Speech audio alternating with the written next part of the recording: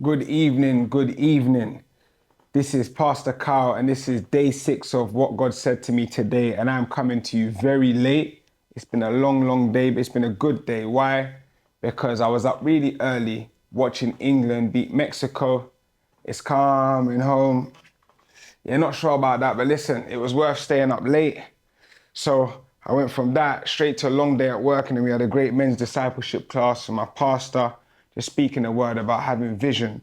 But today we are looking at Matthew chapter 6, and it's very hard to look at this chapter without really being drawn to eternity. So I thought, let me pull out one thought that really spoke to me from this chapter. And from the start, it speaks about our charitable deeds. And essentially, it speaks about the deeds we're doing. So it speaks about prayers we're doing. And it's so interesting that even in the prayers we make out loud or in public, it's so easy for us to shift the focus of our actions to people on earth and people around us who can see us rather than thinking about what we're doing in heaven. So we see Jesus even speaks about the Lord's Prayer.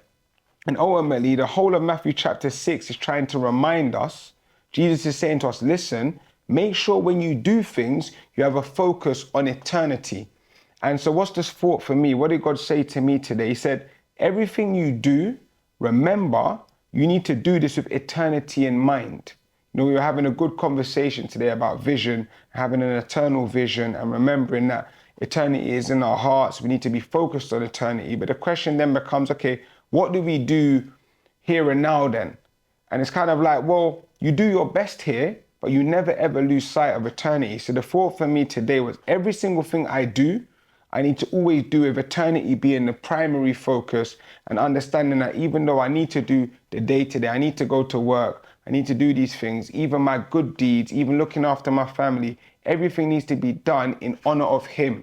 And you know, the quote I hear very often, I believe my pastor was the first person who said it to me, is that I live for an audience of one. So I will do my best to keep people happy. I'll do my best to be and to live good amongst people, I should say. But ultimately, I live to please an audience of one. That is my God, that is my Father, that is His Son, and that is the Holy Spirit. I live to please the God of the universe.